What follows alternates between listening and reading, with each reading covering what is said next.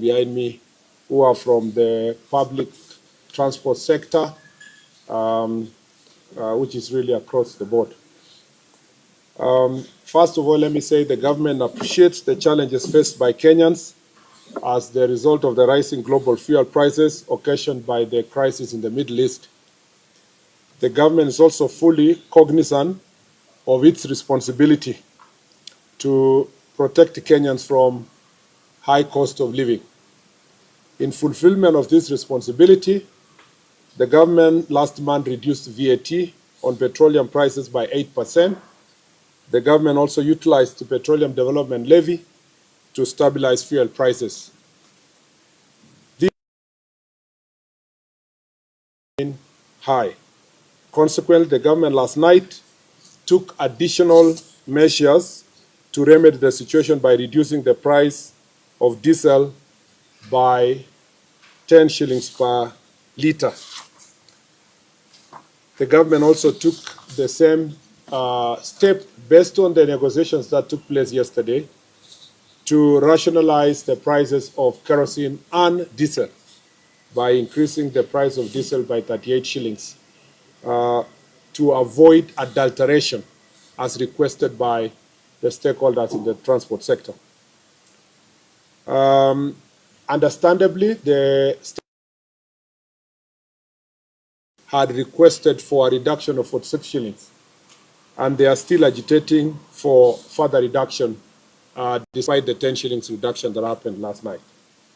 Following a consultation meeting this morning, between the government and the representatives, it was agreed that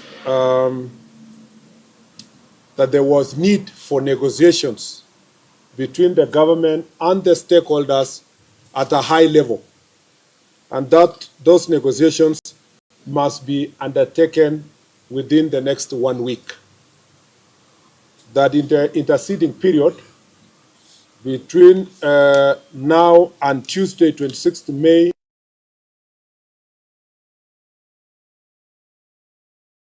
for a period of 1 week to provide an avenue for consultation, negotiation between the government and the stakeholders.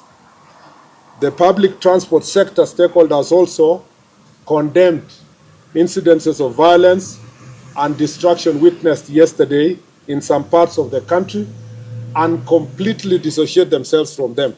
And they are not part and parcel of any kind of violence that happened.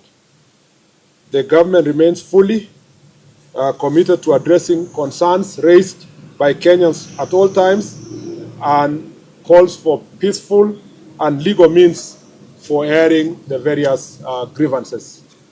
And to confirm that this was, I'd like to call Mr. Mokabane. There will be three colleagues who are in the meeting who will say a few words of confirmation of this statement before Waziri Wandai can close for us this press conference.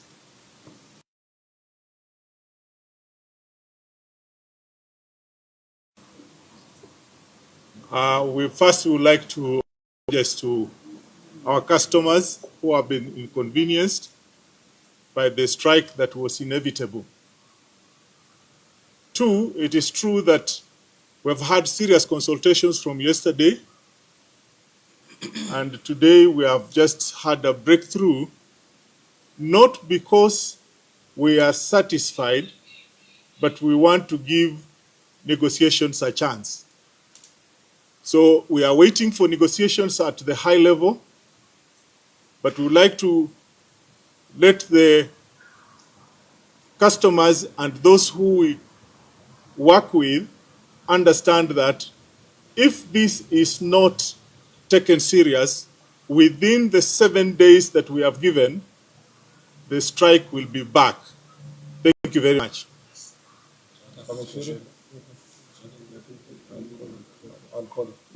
Yeah. My name is Kushan Mushiri. I'm the CEO of the Federation of Public Transport Sector, FPTS, and the National Chairman for the Association of Matatu Transport Owners, AMTO.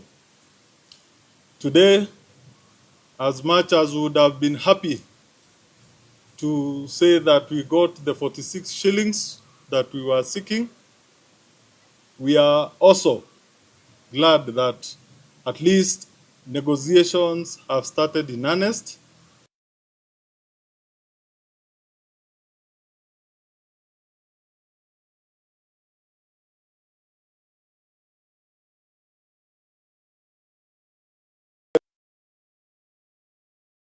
So on behalf of the Federation of Public Transport Sector and Association of Matatu Transport Owners, mine is to urge all our membership, our drivers, our conductors, to resume operations effective immediately so that we can be able to assist our Kenyans continue with their normal running of their normal activities.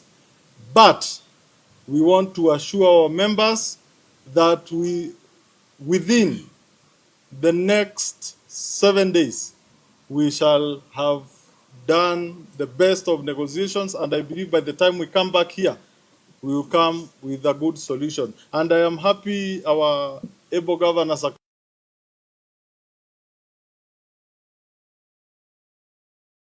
take us seriously. So asante sana, Mungu awabariki.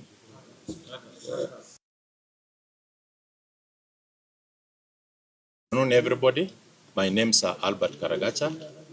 I'm the president of Matatu Owners Association. We want to urge our members wherever they are to go back to work. We've come up with something whereby next week I think there'll be something coming up. So we urge them to go back to work, and we want to thank the government. We are going to work very closely, and we've agreed to form a committee which is going to look into other issues related to the transport sector, mostly on PSV, because we've been having so many issues on insurance, we've been having issues on traffic matters, corruption. So we thank the minister. We are going to work very closely with his office to make sure that we enable the transport sector to grow. Thank you. Let me say this. Let me start by confirming that indeed we have got the white smoke. We have had very, very candid deliberations with the leadership of the public sector transport operators since yesterday. Those deliberations have been concluded this morning, and I must confirm that they have been concluded successfully. As a matter of fact, due to the situation that currently obtains in the Middle East, and bearing in mind that Kenya remains a net importer of petroleum products, the government, conscious of the difficulties that the public continues to endure following the skyrocketing of petroleum product prices, has taken very, very deliberate measures. On the matter of subsidy alone, between last month and this month, those two pricing cycles, the government has applied some 13.9 billion shillings to manage the cost of these petroleum products. Last night's reduction by 10 shillings on the cost of diesel per litre alone took some 2.7 billion shillings. And therefore, that is a demonstration of the fact that the government continues to be sensitive to the plight of Kenyan petroleum consumers. And that is going to be the case even going forward. I must thank the public sector transport operators for their understanding and for accepting to work closely with the government during these very difficult times, and for accepting to call off the strike as we engage in further negotiations with a view to stabilizing the situation across the country. So thank you very much.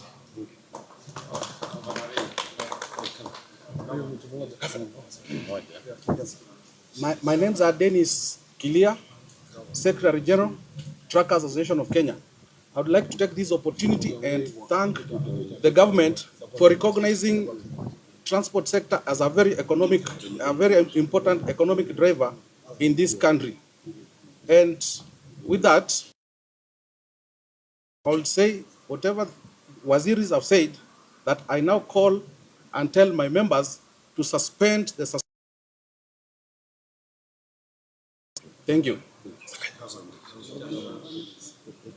Everybody wants to say something, but we don't have the time. With all due respect, and the respect that we have been given today here, as you can see, my sisters and brothers and the citizen of this nation, we want to extend that respect to the media and to the nation. What we have agreed here, I can confirm. The CS Mbadi and CS Mukomen are seated here, Wandai. I'm sorry for that. And our able governor, that the strike has been suspended. That is what I want our Kenyan citizen to hear. And since we have a nation to build and a government to run, Kenya is ours. So therefore, on behalf of our transport stakeholder, our partner and our corporate, on behalf of our TSV, I want to assure them that since we have suspended the strike, give room to negotiation, and if that does not, we are not able to agree, we'll come back for the same. But for today, the nation should run. Thank you very much.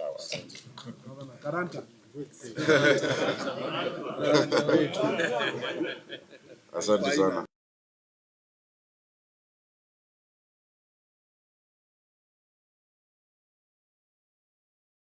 And the leaders of the Matatu sector, the Trucks Association, Boda Boda, we have digital transporters. Ni muhimu kwanza kusema ya kwamba hawa wamechukua uongozi. Ni ukweli na serikali inatambua na sisi sote tunatambua Wakenya wameumia.